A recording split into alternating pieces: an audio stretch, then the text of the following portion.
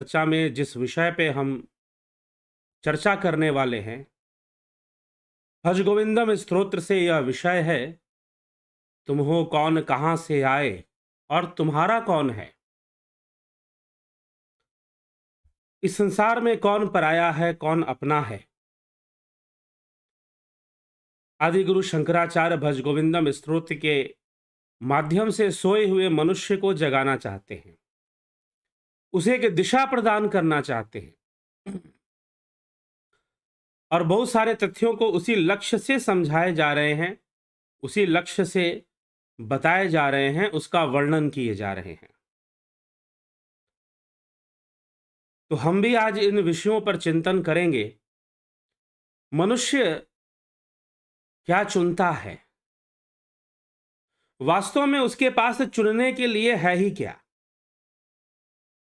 हर परिस्थिति में मनुष्य जो है वह एक ही चुनाव करता है, या तो वो प्रकृति को चुनता है या ब्रह्म को चुनता है। प्रकृति कहने का तात्पर्य या तो वो माया को चुनता है या ब्रह्म को चुनता है, दोनों में से कोई एक ही चुनता है। उसके चुनाव में कोई एक ही होता है, या तो माया होगी या ब्रह्म।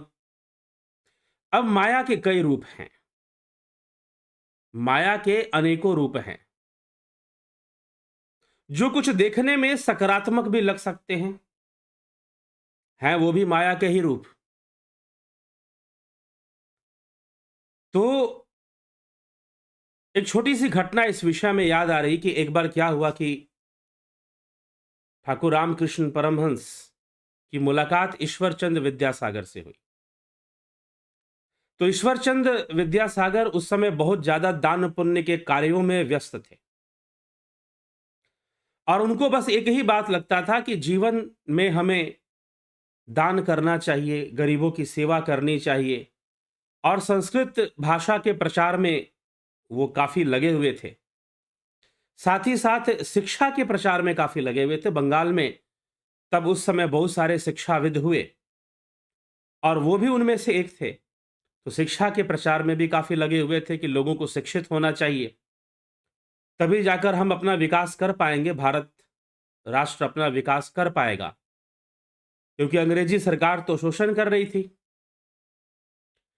तो ठाकुर ने उन्हें अध्यात्म के विषय में समझाया, आध्यात्मिक जीवन के विषय में बताया, आत्मज्ञान के महत्व को समझाया, साधना के महत्व को समझाया और समझाया कि अगर आप इन सब बातों को समझते हैं और अपने जीवन को आध्यात्मिक बनाते हैं, तो आप ज्यादा बेहतर तरीके से लोगों की सेवा कर सकते हैं, ज्यादा बेहतर तरीके से, ज्यादा सटीकता से, ज्यादा पूर्णता से।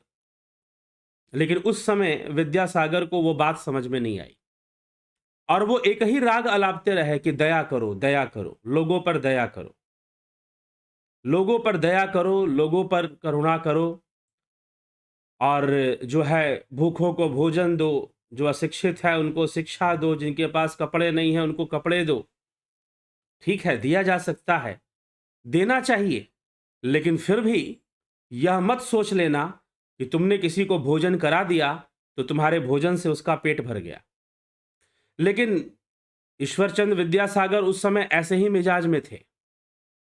ये अलग बात है कि जब हम उनकी जीवनी को पढ़ते हैं, ईश्वरचंद विद्यासागर को, तो बाद में बहुत ही गहरे आध्यात्मिक विषयों पे चिंतन करने लग जाते, लेकिन उस समय ऐसा नहीं था। जब ठाकुर रामकृष्ण परमहंस उनके पास गए, तो जब दया दया बहुत बोल दिया, तो ठाकुर ने कहा कि एक बाधा माया है और यह दया भी एक बहुत बड़ी बाधा है। यह दया भी बहुत बड़ी बाधा है, क्योंकि वास्तव में व्यक्ति को दया से कम लोक प्रतिष्ठा से ज्यादा मोह हो जाता है। वह दयावान है, वो बड़ा सहिष्णु है, वो बड़ा सहिष्णु है, वो बड़ा दयावान है, बड़ा अहिंसक है और बड़ा धैर्यवान है। ये प्रमाणित करने के चक्कर में आदमी एक दूसरे प्रकार की माया में फंस जाता है। इसलिए यह बहुत बड़ी समस्या है, ये बहुत बड़ी समस्या है कि लोग, माया का एक ऐसा रूप है जो देखने में बड़ा सकारात्मक है, देखने में बड़ा सकारात्मक है, इसीलिए तो सतोगुण भी एक माया है। सतोगुण, तमोगुण, रजोगुण और सतोगुणी अहंकार भी होता है। अर्थात स्वयं के सतोगुणी होने का अहंकार, स्वयं के बहुत सही होने का अहंकार कि मैं तो बड़ा चरित्रवान व्यक्ति हूं, मैं तो बड़ा सहिष्णु, अहिंसा का पालन करने वाला, व्रत करने वाला, दया करने वाला लोगों पर, मैं तो ऐसा जीवन जीने वाला हूं। और इसी सतोगुणी अहंकार ने द्रौपदी का चीरहरण करवा दिया था, क्योंकि सब अपने सतोगुण की रक्षा में लगे हुए थे। सब ये प्रमाणित करने में लगे हुए थे कि वो तो बड़े आज्ञाकारी हैं। 4 पांडव, 5 पांडवों में से 4 पांडव, भीम, अर्जुन, नकुल, सहदेव, इस बात की प्रतीक्षा कर रहे थे कि युधिष्ठिर हमारे बड़े भाई, जब तक वो कुछ आज्ञा नहीं देंगे तब तक हम बीच में कैसे कूदें। भीष्म पितामह अपने प्रतिज्ञा की रक्षा कर रहे थे कि भाई मैंने तो प्रतिज्ञा ली है कि मैं हस्तिनापुर का सेवक बन के रहूंगा और राजा की आज्ञा मानूंगा। यद्यपि वो सबसे वृद्ध थे, सबसे बड़े थे, उनकी बात को कोई मना नहीं कर सकता था, लेकिन फिर भी भीष्म पितामह भी उस सभा में अपने सतोगुण की रक्षा कर रहे थे कि भाई मेरा इतिहास क्या लिखा जाएगा, लोग मुझे क्या कहेंगे, लोग मुझे क्या कहेंगे कि भाई मैंने तो जो प्रतिज्ञा ली थी मैंने तोड़ दी, मैंने अपने धर्म का पालन नहीं किया। लेकिन एक अबला स्त्री का उस समय चीरहरण हो रहा था, इस पर वो ध्यान नहीं दे पाए, अपने सतोगुण पर ज्यादा ध्यान था। तो बड़ा खतरनाक होती है ये माया, आपको कहां फंसा देगी बताना मुश्किल है। आप बहुत अच्छे बनने के चक्कर में लगे रहें कि मैं बड़ा सात्विक, बड़ा आज्ञाकारी, बड़ा गुरु सेवा करने वाला, बड़ा गुरु का पालन करने वाला, और तुम कहां फंस जाओगे बताना मुश्किल है। तो ये माया की जो चाल है वो बहुत ही उलझन वाली होती है, उलझी होती है। आदमी कहां फंसेगा बताना, वो अपने तरफ से परफेक्ट होने के चक्कर में है, वो अपनी तरफ से परफेक्ट होने के चक्कर में है, लेकिन उसे क्या पता यह परफेक्ट होने का चक्कर भी एक माया ही है, वह भी एक माया ही है। इसीलिए इतिहास में ऐसे उदाहरण आते हैं, राजा जनक, भगवान कृष्ण और ना जाने कितने ऐसे योगी जो बहुत साधारण जीवन जीते हुए अपने योग के लक्ष्य को बड़ी सरलता से प्राप्त कर लेते हैं।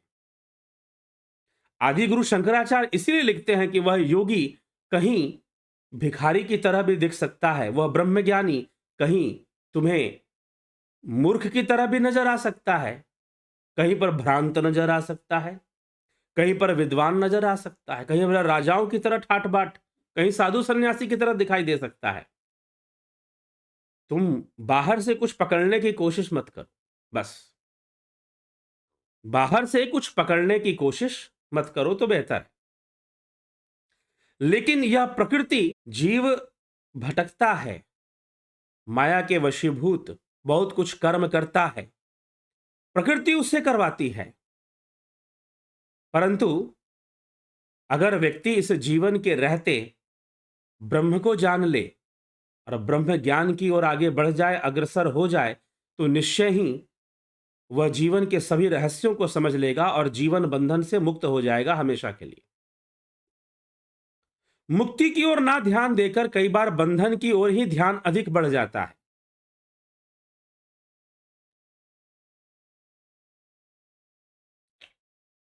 तो बंधन की ओर ध्यान नहीं देना चाहिए, ध्यान तो ब्रह्म की ओर देना चाहिए। इस संसार में इस संसार में प्रकृति के वशीभूत तो अनायास बहुत सारे कर्म होते ही रहेंगे और होंगे, आप करोगे, यह प्रकृति है, होते ही रहेंगे। परंतु आपको क्या करना है, उस ब्रह्म से, उस ब्रह्म की आसक्ति पैदा करनी है, ब्रह्म वासना को पैदा करना है, उससे जुड़ जाना है। इस जीवन के रहते रहते तो जीवन का लक्ष्य पूरा होता है, और साथ ही साथ जो जीवन में कर्म होने हैं प्रकृति के वशीभूत, वो तो होते ही रहते हैं, वो तो हो ही जाते हैं। ठीक, तो ये समस्या होती है लेकिन मनुष्य जब संतुलन नहीं बना पाता, एक तरफा जीवन जीता है, तो निश्चय ही बहुत सारी समस्याओं का सामना उसको करना पड़ता है और वो उसके दुख का कारण बनता है। प्रकृति के वशीभूत वो अनेकों मोह में फंस जाता है, अनेकों माया में फंस जाता है और उसके बीच रहकर दुखी होता रहता है, अशांत होता रहता है। दुखी होना स्वाभाविक है, क्योंकि जिस वस्तु में सुख है, ठीक उसी वस्तु में दुख भी है। आप जिस वस्तु की प्राप्ति में या जिस अवस्था की प्राप्ति में संसार में, प्रकृति में, इस इंद्रिय जगत में, इंद्रियों के अनुभव जगत में, जो इंद्रिय अनुभव जगत है, उसमें जिस वस्तु की प्राप्ति में सुख की कामना करते हैं, ठीक उसी वस्तु में दुख भी समाया हुआ है। ठीक उसी वस्तु में फिर दुख भी समाया हुआ है। तो दुख भी मिलेगा, लेकिन जो इससे बाहर निकलकर स्वभाववश जो भी कर्म है वो करता है, इससे अलग होकर ब्रह्म में आसक्त होता है, ब्रह्म में लगता है, ब्रह्म में अपना लगन लगा लेता है, तो निश्चय ही अपने कल्याण को प्राप्त कर लेता है। वो संपूर्ण रहस्यों को जान जाता है कि तुम हो कौन, कहां से आए, कहां है निज घर तेरा, जान जाता है। आदि गुरु शंकराचार्य यही बात समझाते हुए कहते हैं कि बालस्तावत क्रीड़ासक्ता, बालस्तावत क्रीड़ासक्तः, तरुणस्तावत तरुणी सक्तः, वृद्धास्तावत चिंतासक्ता, परे ब्रह्मणि को अपि न सकता। क्या होता है? बालस्तावत क्रीड़ासक्ता, जब बालपन था तो क्रीड़ा में लग गए, खेलने कूदने में लग गए। जब बालपन था तब, जब बालक थे तब, ठीक।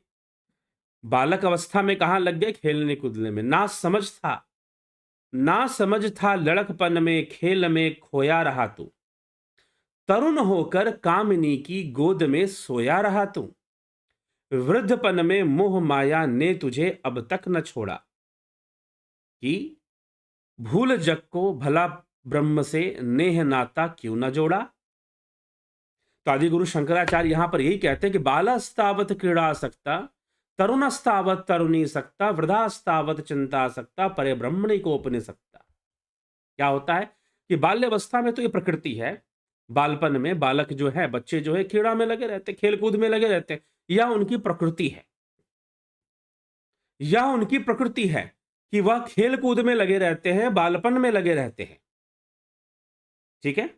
बालस्तावत क्रीड़ा सकता, तरुणस्तावत तरुणी सकता, और जवानी में वह काम विकारों में लगे रहते हैं, कामनाओं में, धन उपार्जन में लगे रहते हैं, अपना लाइफ स्टाइल स्टेटस बढ़ाने में लगे रहते हैं।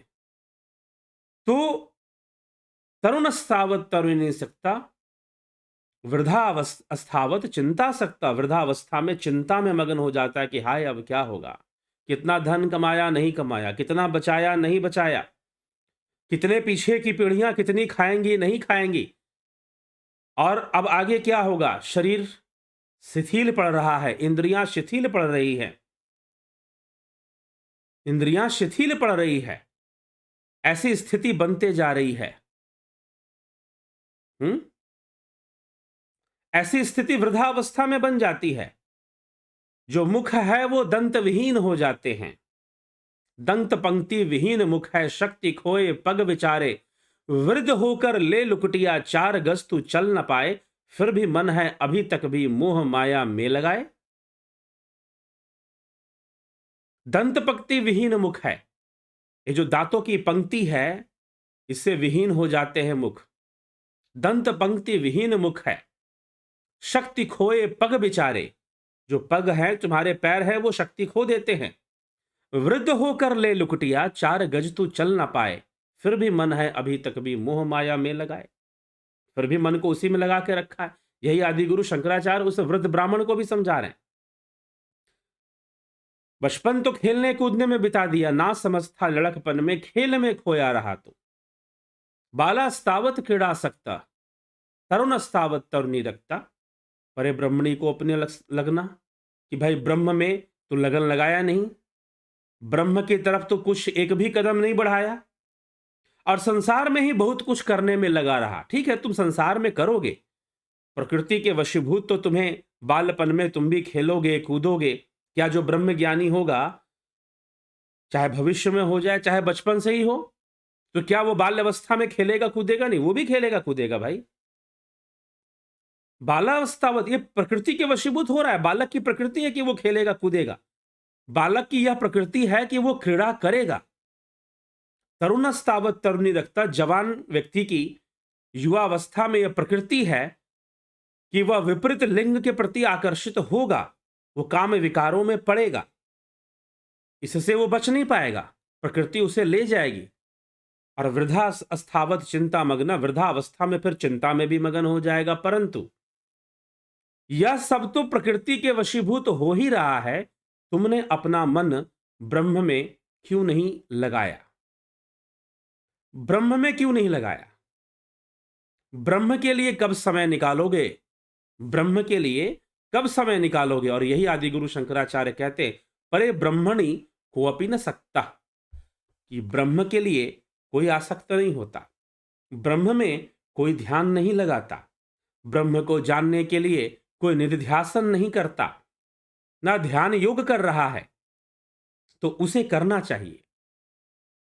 प्रकृति के द्वारा होने वाले जो कर्म है वो तो हो ही जाएंगे, लेकिन ब्रह्म की ओर आगे बढ़ने के लिए, ब्रह्म को जानने के लिए, आत्मज्ञान हेतु जीव को, मनुष्य को कदम आगे बढ़ाना चाहिए। तभी उसके दुखों का निवारण होगा, तभी दुखों का निराकरण होगा, सारी व्याधियों का निराकरण होगा, सारी समस्याओं का निराकरण होगा। यह जरूरी है। तो इसीलिए आदि गुरु शंकराचार्य कहते हैं कि बालपन में तो खेलते कूदते रह गया, जवानी में कामनाओं में चला गया, धन उपार्जन में चला गया, वृद्धावस्था में चिंता मगन हो गया। ब्रह्म के लिए समय कब निकालोगे भाई? अब तो तुम वृद्ध हो चुके हो। उस वृद्ध ब्राह्मण से कहा, अब तो तुम वृद्ध हो चुके हो, तुम्हारा एक पैर तो शमशान में पड़ा हुआ है, ऐसी स्थिति तुम्हारी है।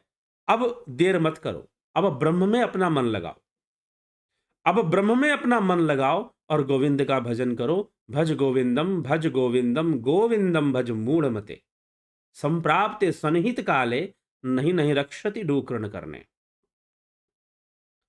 तो भज गोविंदम, तुम गोविंद का भजन कर लो, क्योंकि समय तो ऐसे ही बीता जा रहा है, समय तो बीतते जा रहा है, रुकने वाला तो है नहीं। काल के हाथ में तीर कमान ना देखे बूढ़ा बच्चा जवान, उसके हाथ में तो तीर कमान है, वो किसको देखने वाला है? तो इसीलिए काल तो बीत रहा है, इसलिए अब वृद्धावस्था आ गई है, अब तो मन लगा लो कम से कम। तो ऐसा उपदेश आदि गुरु शंकराचार्य दे रहे हैं। काते कांता कस्ते पुत्र संसारो अयमतीव विचित्र, कस्य त्वं वा कुत आयातः तत्त्वं चिन्तय तदिह भ्रातः। काते कांता कस्ते पुत्र संसारो अयमतीव विचित्र। काते कांता, कांता मतलब पत्नी। तुम्हारी पत्नी कौन है? कौन तुम्हारा पुत्र है? ये संसार अत्यंत विचित्र है। संसारो अयमतीव विचित्र, यह संसार अत्यंत विचित्र है। कस्यम त्वम वा कुत आयातः, तुम कौन हो और कहां से आए हो बंधु? इस बात पर तो पहले विचार कर लो कि तुम्हारा जन्म कहां से हो गया, इस धरती पे तुम कहां से आ गए। तुम ये जानते हो कि तुम्हारा पुत्र कौन, तुम्हारी पत्नी कौन, तुम्हारे परिवार के सदस्य कौन, लेकिन तुम खुद कौन हो ये कब जानोगे? तुम खुद कौन हो ये कब जानोगे? तुम ये तो जानते हो कि तुम्हारी पत्नी ये है, तुम्हारा पुत्र ये है, तुम्हारा भाई ये है, तुम्हारा पड़ोसी ये है, तुम्हारा शत्रु ये है, तुम ये तो जानते हो, लेकिन तुम स्वयं में कौन हो? तुम हो कौन? कहां से आए? कहां है निज घर तेरा? यही कारण तू भरमत डोले, तन तज कहां बसेरा। तुम सब जानते हो, तुम इसको जानते हो, तुम उसको जानते हो, दुनिया भर की नॉलेज तुम जानते हो, लेकिन तुम स्वयं में क्या हो? तुम स्वयं कौन हो? तुम स्वयं में क्या हो? तुम स्वयं कौन हो ये कब जानोगे? इसको जानने में कब समय लगाओगे? तो इसलिए आदि गुरु शंकराचार्य यहां पर कहते हैं, काते कांता कस्ते पुत्र संसारो अयमति विचित्र। कौन तुम्हारी पत्नी है, कौन तुम्हारा पुत्र है, यह संसार तो बड़ा विचित्र है। कस तत्वम तु कस कस्य त्वम वा कुत आयात, तुम कौन हो और कहां से आए हो? तत्वम चिंतय तदिह भ्रात, इस बात पर तो थोड़ा विचार कर लो, इस तत्व पे तो थोड़ा विचार कर लो। सारी दुनिया को तुम जान गए, लेकिन ये ना जान पाए कि तुम कौन हो और कहां से आए हो। इसके ऊपर तुमने कभी टाइम ही नहीं दिया, कभी इसको महत्वपूर्ण विषय समझा ही नहीं तुमने। तुम चल पड़े दुनिया सुधारने, तुम चल पड़े समाज सेवा करने, तुम चल पड़े कि तुम ये करके दिखा दोगे, वो करके दिखा दोगे।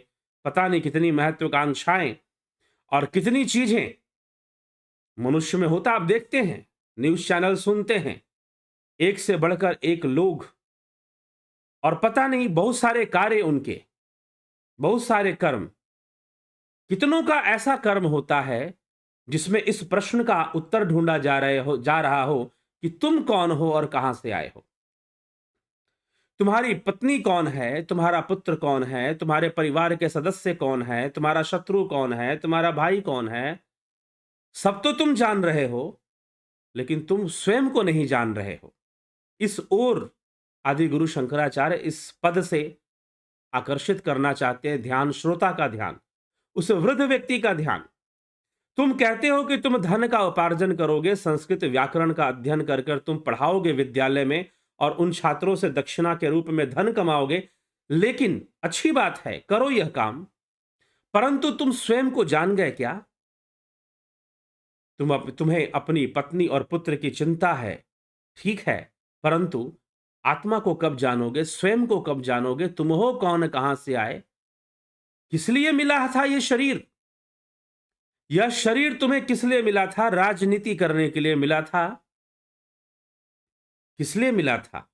प्रकृति के बहाव में तुम बहुत कुछ करोगे, कभी दूसरों के कल्याण के नाम पर करोगे, कभी अपने स्वार्थ में करोगे। कई बार तो लोग ज्यादातर दूसरों के कल्याण के लिए भी अपना ही स्वार्थ निहित रखते हैं, उसमें भी अपना स्वार्थ निहित रखते हैं।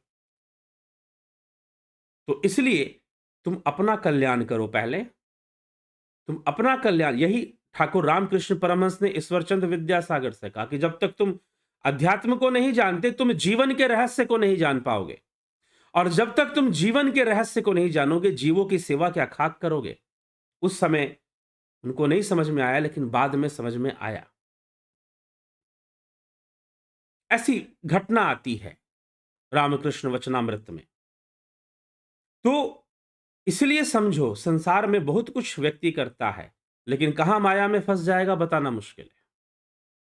अनेकों प्रकार से यह माया कार्य करती है, तो अपनी ही सतोगुनी माया में वो फंस जाया करता है, अपने ही सतोगुनी माया में वो फंस जाया करता है। आदि गुरु शंकराचार्य यहां समझाने में लगे हुए कि तुम बहुत कुछ जानते हो, अपनी पत्नी को जानते हो, पुत्र को जानते हो, भाई सगे संबंधी मित्र शत्रु सबको जानते हो, दुनिया भर की बहुत सारी बातें जानते हो, लेकिन क्या तुम ये जानते हो कि तुम हो कौन? क्या इसका कोई महत्व नहीं है इस बात का कि तुम कौन हो और कहां से आए हो? तुमने इस बात को जानने में कितना समय लगाया, कितना प्रयास किया कि तुम कौन हो और कहां से आए हो? इसको जानने में थोड़ा कभी विचार किया है क्या? ये पूछ रहे हैं, क्या तुमने कभी इस विषय पे विचार किया है? तो अभी से विचार शुरू करो। ऐसा उपदेश दे रहे हैं कि अभी से विचार शुरू कर लो तो अच्छा है। कहने का तात्पर्य, तत्वम चिंतय तदि भ्राता। क्या तुमने, हे भाई, हे भ्राता, क्या आपने कभी इस पर विचार किया कि आप कौन हैं और आप कहां से आए हैं? तो इस पर विचार करने के लिए आदि गुरु शंकराचार्य उस वृद्ध ब्राह्मण को और हम सब को, इस भज गोविंदम स्तोत्र से जनमानस को कह रहे हैं कि इस पर विचार करो कि तुम कौन हो और कहां से आए हो। सत्संगत्वे निसंगत्वम, निसंगत्वे निर्मोहत्वम, निर्मोहत्वे निश्चल तत्वम, निश्चल तत्वे जीवन मुक्ति। सत्संग से ही निसंग होगा, अर्थात सत्संग करने से, सत्संग करने का तात्पर्य सतपुरुषों का संग, आत्मा का संग, उस ब्रह्म का संग, निधिध्यासन करना। सत्संग आजकल एक और समझ लेना चाहिए इस बात को कि सत्संग करने का अर्थ लोग क्या समझ लेते हैं। सत्संग करने का अर्थ लोग समझ लेते हैं कि कोई महात्मा जी प्रवचन कर रहे हैं और वहां जाके हम बैठ गए, सुने ना सुने, चाहे हम नींद आ गई सो गए। कुछ लोग ऐसे भी होते हैं कि कथाओं के पंडाल में या सत्संग के पंडाल में जाकर सो जाया करते हैं, तो बड़ी अच्छी नींद आ जाती है उनको वहां पर, शायद घर में भी ना आती हो। तो सत्संगत्वे निसंगत्वम, सत्संग से निसंग होगा, अर्थात संसार का संग छूटेगा। तो सत्संग वास्तव में मात्र उतना ही नहीं है, वह श्रवण सत्संग है। यहां पर जो क्रियाएं बताई गई, अरे वाह, आत्मा श्रोतव्यो मंतव्यो द्रष्टव्यो निधिध्यासतव्यो, क्या कि श्रवण सत्संग है वो। और एक सत्संग है श्रवण सत्संग के बाद जहां पर आप सुनते हैं, उन विचारों से आपको भगवत प्राप्ति की, ज्ञान प्राप्ति की, आत्मज्ञान की ओर अग्रसर होने की प्रेरणा प्राप्त होती है। तो वह श्रवण सत्संग है, लेकिन श्रवण करने तक सीमित नहीं रहना चाहिए कि इस कान से सुना, इस कान से निकाल दिया। ठीक है, यहां तक सीमित नहीं रहना चाहिए, आगे बढ़ना चाहिए। तो सत्संगत्वे निसंगत्वम, सत्संग होगा वो श्रवण सत्संग है। उसके बाद मनन करो, जो सुना उसके ऊपर मनन करो, और जो मनन किया उसका दर्शन करो, और फिर ध्यान करो, निधिध्यासन, ध्यान योग करो। वो करोगे तभी आत्मज्ञान हो पाएगा। तो मात्र सुनना सत्संग नहीं है। और कई बार आप कुछ भी सुनते रहते हैं तो उसको भी सत्संग बोल देते हैं। समस्या यहां पर। तो असली सत्संग जब ध्यान योग होता है तो वास्तविक सत्संग होता है, क्योंकि ध्यान योग की अवस्था में ही निसंग होता है। आप बाहर की चीजों से टूटकर अंतर्मुखी हो जाते हैं, इंट्रोवर्ट हो जाते हैं आप। तो जब अंतर्मुखी हो जाते हैं तो वो होता है वास्तविक सत्संग। जब आप ध्यान की अवस्था में चले जाते हैं, ध्यान योग करते हुए गहराई में उतर जाते हैं, तो बाहर की दुनिया से निसंग हो जाएगा, सारे संग टूट जाएंगे वहां पर। तो वो कहलाएगा सत्संग। तो सत्संगत्वे निसंगत्वम, सत्संग से निसंग होगा, तभी होगा जब ध्यान योग होगा। निसंगत्वे निर्मोहत्वम, और जब निसंग होगा, संसार का संग बार बार टूटेगा, तो निर्मोहता भी आ जाएगी। संसार के प्रति जो आसक्ति है, जो मोह है, जो मोह का बंधन है, उसमें कमी आ जाएगी फिर। तो सत्संगत्वे निसंगत्वम, निसंगत्वे निर्मोहत्वम, फिर निर्मोह मोह की अवस्था प्राप्त होनी शुरू हो जाएगी। निर्मोहत्वे निश्चल तत्वम, निर्मोहत्वे निश्चल तत्वम, और निर्मोह होने से जब आसक्ति कम हो जाएगी तो निश्चल तत्व का साक्षात्कार होगा। निर्मोहत्वे निश्चल तत्वम, जो निश्चल तत्व है, जो शाश्वत तत्व है, वो आत्मा, उसका साक्षात्कार हो जाएगा, आत्मज्ञान हो जाएगा। ठीक है, तो निर्मोहत्वे निश्चल तत्वम, निश्चल तत्वे जीवन मुक्ति, निश्चल तत्वे जीवन मुक्ति। और ये निश्चल तत्व का ज्ञान होना, इस निश्चल तत्व का ज्ञान होना ही जीवन मुक्ति है। आत्मज्ञान होना ही जीवन मुक्ति है, ब्रह्म ज्ञान होना ही जीवन मुक्ति है। तो निश्चल तत्वे जीवन मुक्ति कि सत्संगत्वे निसंगत्वम, जब सत्संग होगा, लेकिन वास्तविक सत्संग क्या है? निधिध्यासन, ध्यान योग होगा तो वास्तविक सत्संग होगा, और जब वास्तविक सत्संग होगा तो निसंग हो जाएगा, क्योंकि आप तो अंतर्मुखी हो गए, ध्यान में की गहराई में चले गए, तो निश्चय ही बाहर से कनेक्शन टूट गया, तो निसंग हो गया। और निसंग होने से जिसका संग करोगे उसी से तो मोह होगा ना। इसी को भगवान कृष्ण श्रीमद् भगवद गीता में लिखते हैं, संगस्तेषु उपजायते संगात संजायते कामा, ध्यायतो विषयान पुंसा संगस्तेषु उपजायते। विषयों का ध्यान करने से विषयों का संग होता है। संग किसी के पास बैठेंगे तभी नहीं होगा, विषयों का ध्यान करने से, विषयों का मतलब कि हमारे ध्यान में, हमारे स्मरण में, हमारी स्मृति में जब विषय आते हैं तो उनका संग हो जाता है। ध्यायतो विषयान पुंसा संगस्तेषु उपजायते संगात संजायते कामा, और फिर संग होने से कामना उत्पन्न होती है, कामना उत्पन्न होती है संग होने से, विषयों का, संसार का संग होने से। लेकिन यहां पर उल्टी धारा, यह तो वो धारा है जो नीचे की ओर है, यहां ऊपर वाली धारा है। धारा का विपरीत राधा है, जिसकी गति ऊपर की ओर है, योग की गति है, ऊर्ध्वगामी गति है, वही तो राधा है, योगी है। तो आदि गुरु शंकराचार्य यहां पे कह रहे सत्संगत्वे निसंगत्व, मतलब कि ध्यान योग से निसंग होगा, अर्थात जब बाहर की वृत्ति शांत होगी, हम अंतर्मुखी हो जाएंगे, तो बाहर से कनेक्शन टूट गया, तो निसंग हो गया। उस निसंग को जितना बढ़ाओगे, उस निसंग को बढ़ाने से निर्मोह हो जाएगा, निर्मोहत्वम।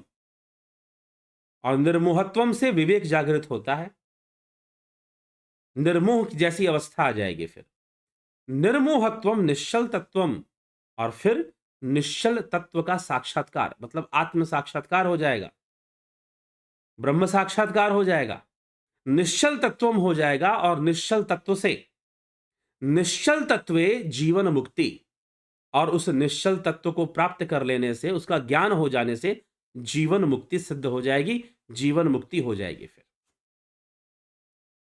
तो इस प्रकार से आदि गुरु शंकराचार्य यहां पर विचार दे रहे हैं, समझा रहे हैं। तो जिज्ञासुओं, मधुर क्षमा करें, भज गोविंदम स्तोत्र में इस प्रकार से आदि गुरु शंकराचार्य ऐसी ऐसी बातों की आगे अभी बहुत सारी श्लोक बाकी हैं। अभी तो हमने जो है 9 श्लोक हमने देख लिए हैं, 3-3 श्लोक डेली देख रहे हैं, और उस पर हमने चर्चा कर लिया है 9 पर। 33 श्लोक हैं, तो अभी आगे बढ़ना है एक करके। तो निश्चय ही आगे बढ़ेंगे, और आगे और भी अच्छे विचार हमें मिलेंगे, गूढ़ विचार मिलेंगे। गूढ़ता तो होती ही है आदि गुरु शंकराचार्य के दर्शन में, उनके विचारधारा में गूढ़ता तो होती ही है, लेकिन जीवन के बहुत ही रहस्य भी छुपे होते हैं जो हमारे जीवन को आसान बनाते हैं। अगर हम उन बातों को समझते हैं, जानते हैं, तो जीवन को में सरलता आ जाती है, जीवन सरल हो जाता है, और एक गंभीरता आती है अपने जीवन के प्रति कि हम भी अपने जीवन को सही से समझें। अध्यात्म के नाम पर सिर्फ प्रदर्शन ना करें, अध्यात्म के नाम पर आध्यात्मिक होने का अहंकार संतुष्ट मात्र ना करें कि हम बड़े धार्मिक और हम बड़े आध्यात्मिक, बड़े सेवक हैं। वास्तविक रूप से आध्यात्मिक हो जाएं, सही रूप में आध्यात्मिक हो जाएं, ठीक ना? तो जीवन हमारा भी अच्छा हो जाता है, और हम दूसरे कई लोगों का जीवन अच्छा करने में हम कार्यरत हो जाते हैं, अपने आप हो जाते, करने की जरूरत नहीं पड़ती है। अपने आप ही दूसरों को जीवन और अध्यात्म की बातें बताना, और हमारे कर्म से वो खुद ही सीखने लग जाते हैं, और हम सक्षम हो जाते हैं कि दूसरों के जीवन में भी प्रकाश भर सके। इसीलिए स्वयं के जीवन को आध्यात्मिकता से पोषण करके, पोषित होकर आध्यात्मिक विचारों से, मनन चिंतन से और ध्यान योग से पोषित करके हम स्वयं को तो मुक्त कर ही सकते हैं, और दूसरों के लिए भी, समाज के लिए भी, बहुत सारे लोगों के लिए भी बहुत कुछ कर सकते हैं। तो चलिए, इसी के साथ अब विराम की ओर चलेंगे। आपके टिप्पणियां अभी बाकी हैं, आपके कमेंट्स कुछ बाकी हैं, देख लेते हैं किसने क्या कमेंट किया है। कोई बहुत बड़ा विषय पर तो उत्तर नहीं दे पाएंगे, लेकिन फिर भी आपने कुछ लिखा है तो उस पर चर्चा कर सकते हैं। पुष्पा शर्मा जी, बहुत बहुत अभिनंदन है आपका। उपनिषदों की व्याख्या करके उनका विस्तृत ज्ञान प्रदान करने के लिए सर आपका धन्यवाद, आपका भी बहुत आभार, इसका लाभ उठाने के लिए, जुड़ने के लिए, क्योंकि वो लोग भी बड़े बिरले हैं जो उपनिषदों का श्रवण करें और उससे कुछ लाभ उठाएं। उनकी भी संख्या बहुत बिरली होती है। ठीक। सविता नायक जी, बहुत अभिनंदन है। विक्रम सिंह जी, सरोज कृष्णानी जी, अबनी प्रधान जी, कन्हई कुमार जी, राजू पाल जी, प्रताप विश्नोई जी, विनोद कुमार सूद, गोविंद प्रसाद नीमा जी। अपने आत्मस्वरूप को जानने के लिए ध्यान योग परम आवश्यक है। मुझे ध्यान योग कोर्स करना है, इसके लिए कृपया मार्गदर्शन देवें। ध्यान योग कोर्स आपको करना है, आप व्हाट्सएप पर या टेलीग्राम पर संपर्क करें। जो नंबर दिए गए हैं उसके ऊपर अंत में नंबर दे दिया जाएगा। यहाँ पर वैसे तो दिया ही होता है हर जगह नंबर। तो आप 11 फरवरी से ध्यान योग कोर्स, अगला सेशन जो है ध्यान योग का प्रारंभ होगा। आप जरूर उसको ज्वाइन करके लाभ उठाइए। समय है अभी ज्वाइन करने के लिए, तो कोई हड़बड़ी वाली बात नहीं है। अगला जो ध्यान योग की जो क्लास शुरू होगी वो 11 फरवरी से शुरू होगी। उसका डिटेल मिलेगा। आप वैसे भी पूछोगे तो डिटेल आपको दे दिया जाएगा। आप व्हाट्सएप मैसेज करके, टेलीग्राम मैसेज करके भी पूछ सकते हैं। चलिए, जलाराम रायका जी, अर्जुन चौहान जी, स्मृति रस्तोगी जी, बलवंत सिंह गोहिल, हरिमोहन गुप्ता जी, क्या प्रकृति के सिद्धांत को देवता बदल सकते हैं? या नहीं? कृपया बताएं। प्रकृति के सिद्धांत को कोई नहीं बदल सकता, सीधी सी बात। ठीक है। प्रकृति के सिद्धांत को कोई नहीं बदल सकता। स्वयं अवतारी पुरुष कोई हो, चाहे देवता हो, कोई सिद्ध पुरुष हो, कोई भी प्रकृति के सिद्धांत को नहीं बदल सकता, नहीं बदल सकता, नहीं बदल सकता। नोट कर लीजिए इसको। ठीक है। और कभी मत सोचिए कि कोई देवता, कोई सिद्ध पुरुष या कोई अवतारी पुरुष प्रकृति के सिद्धांत को बदल देंगे। जी नहीं, बिल्कुल नहीं होने वाला ऐसा। और ना उन्होंने कभी बदला है आज तक, ना उन्होंने कभी बदला है आज तक। और ना यहां तक कोई वैज्ञानिक हो, चाहे कोई भी हो, वो प्रकृति के सिद्धांत को बदल के दिखा दे। असंभव है, नहीं होता।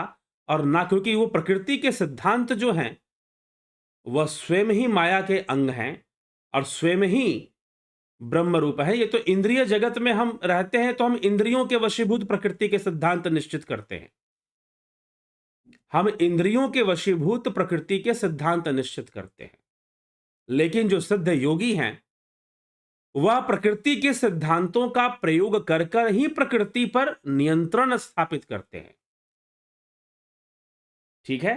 अगर किसी योगी ने, सिद्ध पुरुष ने कोई चमत्कार कर दिया, जैसे कि कई विभूतिपाद, पतंजलि योग सूत्र विभूतिपाद में ऐसे कई वर्णन आते हैं। पतंजलि योग सूत्र विभूतिपाद में परकाया प्रवेश के बारे में, अंतर्धान की सिद्धि, अष्ट सिद्धि की चर्चा आती है। संयम के द्वारा पशुओं की वाणी बोलने की सिद्धि, संयम, प्रकाश तत्व में संयम करके प्रकाश बन जाने की सिद्धि, स्वयं प्रकाश रूप हो जाने की सिद्धि, और प्रकाश की गति से गमन करने की सिद्धि, लाइट की स्पीड में जो मूव करने की सिद्धि। इस प्रकार से वर्णन महर्षि पतंजलि ने किया है। लेकिन महर्षि पतंजलि इस बात को स्पष्ट कर रहे हैं, यह तो प्रकृति के सिद्धांत का सदुपयोग है। सदुपयोग कहिए या प्रयोग है, कि आप प्रकृति के सिद्धांतों की सूक्ष्मता को जान गए और आप कैसे उसका प्रयोग करना है आपने कर लिया। तो योगी अपने मन को इतने सूक्ष्म अवस्था में उतार देते हैं, इतना अधिक एकाग्र हो जाते हैं कि वह तत्वों से संयम कर कर उन तत्वों की संपूर्ण शक्ति प्राप्त कर लेते हैं।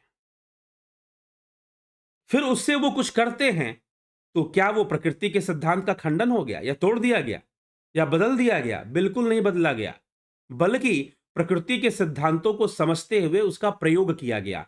विज्ञान क्या करता है, फिजिक्स क्या करती है, केमिस्ट्री क्या करती है? प्रकृति के सिद्धांतों को समझकर उसी को तो प्रयोग में लाया जा रहा है। योगी भी वही करते हैं, योगी भी वही करते हैं। तो कोई सिद्धांत बदल नहीं सकता और ना कोई बदलता है। ठीक, कोई देवी देवता या कोई अवतारी पुरुष या कोई सिद्ध पुरुष कोई सिद्धांत नहीं बदलता, बल्कि वह जो है उसमें उसको समझकर, सूक्ष्म सिद्धांतों को समझकर, सूक्ष्म नियमों को, प्रकृति के सूक्ष्म रहस्यों को जानकर बस उसको प्रयोग में ले आते हैं। ठीक है। जो भौतिक वैज्ञानिक हैं वो बाहर से चीजों का अनुभव करते हैं, तो बाहर से वो काम करते हैं। और जो योगी हैं वो अपने मन की गहराई में उतरकर, अंतःकरण की गहराई में उतरकर बड़े बड़े चमत्कार कर देते हैं। तो वो भी प्रकृति के सिद्धांतों का ही प्रयोग करते हैं, तो उसको कोई बदल नहीं सकता है। विंदेश्वरी मिश्रा जी, बहुत अभिनंदन। रामनिवास मीना जी, संतोष देवी जी, नवकिशोर जी, विनोद कुमार शर्मा जी, विष्णु चंद्र मौर्य जी, उषा श्रीवास्तव जी, अजीत अपराजित जी, रमेश पेशवानी जी, बहुत अभिनंदन है। पिंटू वासवा जी, योगेंद्र पंडित जी, शैल कुमार जी, SKM, अनु जी, सीताराम माली जी, स्मिता सावंत जी, कमलेश खैरनर जी, दशरथ पटेल जी, बहुत अभिनंदन है आपका। AK त्यागी जी, बहुत अभिनंदन। अमित तिवारी जी, अनु जी, रूपलाल विश्वकर्मा जी, भूप सिंह जी, परफेक्ट होने का चक्कर माया ही है। गंभीर शाह जी, कल्पना बागड़े जी, हरिओम तत्सत। बड़ी सुलभ और सरल पद्धति से लिखा है और आपका विवेचन अति सुंदर है। जी हाँ, आदि गुरु शंकराचार्य ने तो बहुत ही सरल लिखा है। भज गोविंदम स्तोत्र तो बहुत ही सरल, इतने सरल सरल शब्दों का प्रयोग है। काते कांता कस्ता पुत्र, कि भाई पुत्र को जानते हो, पत्नी को जानते हो। ठीक है। बालस्तावत क्रीड़ा सकता, थोड़ा सा कोई ध्यान देगा समझ लेगा। ठीक है। बालास्तावत क्रीड़ा सकता, कि बाल अवस्था में तो सभी क्रीड़ा करते हैं, खेलते कूदते हैं। तो बहुत सरल भाषा का प्रयोग आदि गुरु शंकराचार्य ने किया है, बहुत आसानी से। अगर आप थोड़ी अच्छी हिंदी जानते हैं या बंगाली, मराठी भाषाएं भी आप जानते हैं, तेलुगु, तमिल भी थोड़ा जानते हैं, शुद्ध वाली। आजकल क्या है कि सभी भाषा में विकृति आ चुकी है, हर भाषा में विकृति आ चुकी है। आप अगर तमिलनाडु चले जाओ तो वो कहेंगे कि ये जो हम तमिल बोलते हैं, मेरा वहां पर रहना हुआ, कुछ समय बिताना हुआ, कुछ महीनों तक मैं तमिलनाडु में रहा, तो कई लोगों से मिलना जुलना हुआ। और जब जब हम ज्यादातर इसी क्षेत्र में, तो ऐसे ही लोगों से मिलना जुलना होता था। तो लोग बताते हैं कि आज के समय में जो तमिल बोली जाती है वो ओरिजिनल तमिल नहीं है, ओरिजिनल तमिल तो कुछ और है। और जब ओरिजिनल तमिल पे आप जाएंगे तो उसमें जो शब्द हैं, आपको बहुत कुछ शास्त्रों के और संस्कृत से मिलते हुए शब्द मिल जाएंगे। ज्यादातर बंगाली है, मराठी है, आसामीज है, आप कोई भी भाषा अगर शुद्ध रूप में जानते हैं, भारत में जितनी भी भाषाएं हैं, तो आपको संस्कृत पकड़ने में मुश्किल नहीं होगा। लेकिन हर भाषा में विकृति आ चुकी है। अगर आप शुद्ध हिंदी भी जानते हैं तो आपको संस्कृत पकड़ने में, और इस तरह का संस्कृत जो भज गोविंदम स्तोत्र में प्रयोग किया गया है, बहुत आसानी से समझा जा सकता है। ठीक, चलिए, तो जरूर अध्ययन भी करना चाहिए, पाठ भी करना चाहिए, भज गोविंदम का गायन भी करना चाहिए। पंकज सोनी जी, गौरव जी, विक्रम सिंह जी, अरुण त्रिवेदी जी, रजनीश बर्फानी जी, संदीप अरोड़ा जी, संयुक्ता पटेल जी, संदीप और गुरु जी, ऐसा क्यों कहा जाता है कि ये शिव के अवतार हैं, ये विष्णु के अवतार हैं? इसका क्या मतलब है, कृपया बताएं। शिव के अवतार हैं, विष्णु के अवतार हैं, उनमें वो शक्ति या वो अंश देखा जाता है उनकी लीला से, तब ऐसा कहा जाता है। ठीक है, शिव के अवतारियों को नित्य अवतारी माना जाता है अधिकतर, विष्णु अवतारों को निमित्त अवतार के रूप में देखा जाता है ज्यादातर। ठीक है, तो कुछ लक्ष्य को लेकर वो करते हैं, इसलिए हम उनको अवतार मानते हैं। वैसे तो प्रत्येक जीव ही कहीं ना कहीं एक अवतार है। वो छोटा मोटा अवतार तो प्रत्येक व्यक्ति ही है अपने आप में, लेकिन अवतार कहने का अर्थ है जो ऊपर से नीचे उतरता है। तो मुख्य रूप से जो जीवन मुक्त हैं, जो जीवन के बंधन में नहीं है, वो जब बंधन में आते हैं, अर्थात बंधन को स्वीकार करते हैं जगत कल्याण के लिए, तो वो जीवन मुक्त शक्तियां ही अवतार होती हैं। ठीक,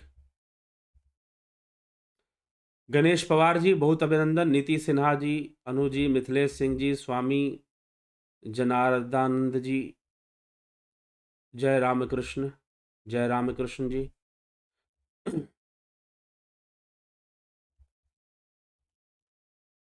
ठीक, यशवीर सिंह नेगी जी, क्या देवी देवताओं का पूजन करके मन चाहा फल पाया जा सकता है? बहुत सारे लोग कहते हैं कि देवी की कृपा से उनकी मनोकामना पूरी हो सकती है, हो सकती है। करिए, कुछ तपस्या करेंगे तो कुछ ना कुछ मिलेगा। अमृतपाल जी, यह तो सुना है कि स्थूल में स्थूल समा सकता है, सूक्ष्म में सूक्ष्म समा सकता है, लेकिन यह कैसे संभव है कि स्थूल में सूक्ष्म समा जाए? ऐसा ही होता है, और स्थूल में सूक्ष्म ही समाता है। जैसे कि कंप्यूटर में सॉफ्टवेयर समा सकता है, कंप्यूटर के हार्डवेयर बॉडी में, उसके मशीन में सॉफ्टवेयर समा के काम कर सकता है, उसके साथ लगकर वो काम कर सकता है। और आपने जो लिखा कि स्थूल में स्थूल समाएगा, सूक्ष्म में सूक्ष्म समाएगा, ये कहाँ से? ये अलग बात है, ये तो अंत समय की बात है। जब प्रलय होता है तो उस समय स्थूल में स्थूल समाता है, सूक्ष्म में सूक्ष्म विलीन होकर रह जाता है, और जीव अपनी पूर्णता को प्राप्त करके ब्रह्म को प्राप्त कर लेता है। ठीक, Ujjwal Chhetri ji, Bhupendra Singh ji, Arindam Singh ji, Anit Haldar ji, why do we see same shlokas in Bhagavad Gita and Shvetashvatara Upanishad? Did Krishna taught Upanishada to Arjuna? Arjun, Krishna को भगवान ने उपनिषद का सार समझाया। He taught essence of Upanishad. That's why you see the similar shlokas and matching words in Upanishad and Shrimad Bhagavad Gita. Srimad Bhagavad Gita is not the part of Upanishad, but Its philosophy is taken from the Upanishad or Sankhya Shastra. We can say like this. Okay? तो ये चीज है कि इस तरह से हम कह सकते हैं कि उपनिषद पर बेस्ड ज्ञान दिया था, लेकिन Bhagavat Gita it is not the part of Upanishad, it is the part of Mahabharat. माया को ईश्वर बनाया है तो हमें ईश्वर की हर चीज का सम्मान व स्वागत करना चाहिए। जी, माया का अस्तित्व इंद्रिय जगत में है। जो कुछ भी है वो ब्रह्म से है। इस संसार में जो कुछ भी है वो ब्रह्म से है, लेकिन माया का जो अस्तित्व है वह किससे है? ब्रह्म से है। लेकिन माया इंद्रियों के कारण अनुभव गम्य हो रही है, इंद्रियों के अनुभव में आ रही है। अगर इंद्रियातीत अवस्था में चले जाए तो कोई माया नहीं है, सिर्फ ब्रह्म है। अभय दुबे जी, भगवान भी माया से बचने के लिए कहते हैं गीता में। जी, माया से बचने का, अब माया से बचने के लिए क्या है? लोग माया से अरे ये मत करो वो मत करो, ये कोई तरीका नहीं है बचने का। बचने का तरीका है कि ध्यान योग करो। बचने का तरीका है कि ध्यान योग करो, अंतर्मुखी हो जाओ, तब बचना है, नहीं तो बचना नहीं है। बाहर के व्यवहार से, बाहर से वही जो कहा गया कि नारी मुई घर संपत्ति नासी मुंड मुड़ाए भय सन्यासी, इससे कोई माया का त्याग नहीं होगा। इसलिए छठे अध्याय में भगवान कृष्ण कहते हैं प्रथम श्लोक में ही कि अनाश्रितो कर्म फलम कार्यम कर्म करोति यस सन्यासी च योगी। मात्र अग्नि कर्मों का त्याग करने वाला, मात्र अग्नि कर्मों का त्याग कर देने से कोई माया का त्याग नहीं होने वाला। घर छोड़ देने से कोई माया का त्याग नहीं होने वाला। दूसरी माया लिपट जाएगी, एक छोड़ोगे दूसरी लिपट जाएगी, क्या करोगे फिर? और वो यही होता है, यही होता है। कई बार लोग साधु सन्यासी बनते हैं, एक माया छूटती है तो दूसरी माया आकर लिपट जाती है। लोक प्रतिष्ठा की माया बन जाती है, संस्थानीय माया बन जाती है, अनेकों प्रकार की माया बन जाती है फिर। ठीक, तो इसीलिए माया से मात्र ध्यान योग करते हुए ध्यान की गहराई में उतरकर अंतर्मुखी होकर ही छोड़ा जा सकता है, दूसरा कोई विकल्प नहीं है। सतीश कुमार जी, AK भट्ट जी, अरिंदम सिंह जी, मन का निर्माण ईश्वर ने किस प्रकार किया? मन का निर्माण ईश्वर ने किया ही नहीं। ये कहीं आता ही नहीं कि मन का निर्माण ईश्वर ने किया हो। ठीक है, यह तो माया का ही एक अंग है। मन और माया में भेद मत समझिए ज्यादा। तो अंतःकरण के प्रतिबिंब के रूप में मन सामने हो जाता है। अंतःकरण का ही वो एक प्रतिबिंब है। चर्चा हो चुकी है इस पर, मन कैसे विकसित हुआ, पीछे के विषयों में बहुत चर्चा हो चुकी है। अभी इस विषय को लेंगे तो लंबी चर्चा जाएगी। अरिंदम सिंह जी, सूर्यांश जी, क्या निराकार ब्रह्म के दर्शन हो सकते हैं? दर्शन और निराकार ये दोनों बातें मैच नहीं करती हैं। दर्शन इंद्रिय विषय है। जब आप दर्शन का अर्थ यहां देखने से समझ रहे हैं तो वह एक इंद्रिय विषय है, वह भावनात्मक विषय है। और जो निराकार है वो भावातीत है, वो इंद्रियातीत है, वो शब्दातीत है। ठीक है, तो उसमें आप लीन हो सकते हैं, उसमें आपका लय हो सकता है समाधि की अवस्था में। ठीक है, दर्शन में जो भी चीजें आएंगी वो भावयुक्त होंगी, देखने में जो भी चीजें आएंगी वो भावयुक्त होंगी। वो मार्ग के साधन बन सकते हैं लेकिन लक्ष्य नहीं बन सकते। बस इतना समझने की आवश्यकता है।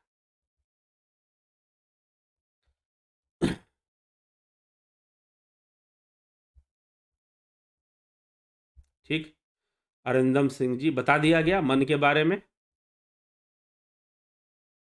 नहीं तो आप व्हाट्सएप मैसेज कीजिए अरिदमान सिंह जी, आपको वीडियोस दे दिया जाएगा। योग सूत्र का प्लेलिस्ट पे जाइए, मन की चर्चा है।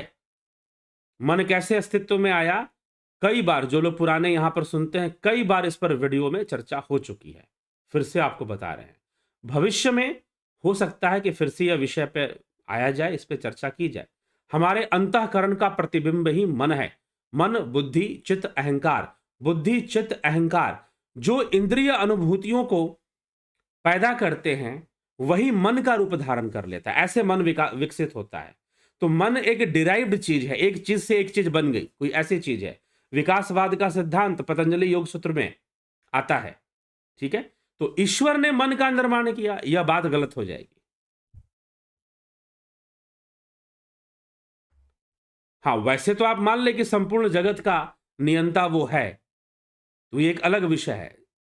कर्ता तो वो है नहीं, ना कर्ता ना अकर्ता, ना जन्मा ना अजन्मा, ना साकार ना निराकार। उस ब्रह्म के लिए ऐसी बातें की गई हैं।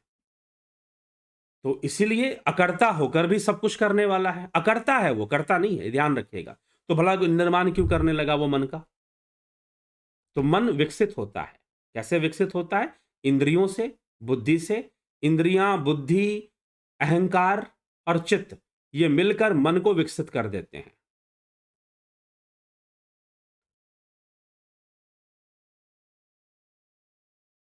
पुष्पा मनवानी जी, विजय अग्रवाल जी,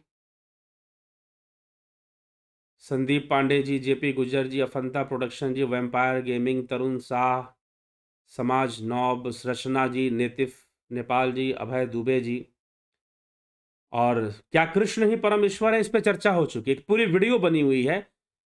क्या कृष्ण ही परमात्मा है, पूरी वीडियो इस पे बनी हुई है। आप प्लेलिस्ट में, आप वीडियोस में जाइए, आपको मिल जाएगी।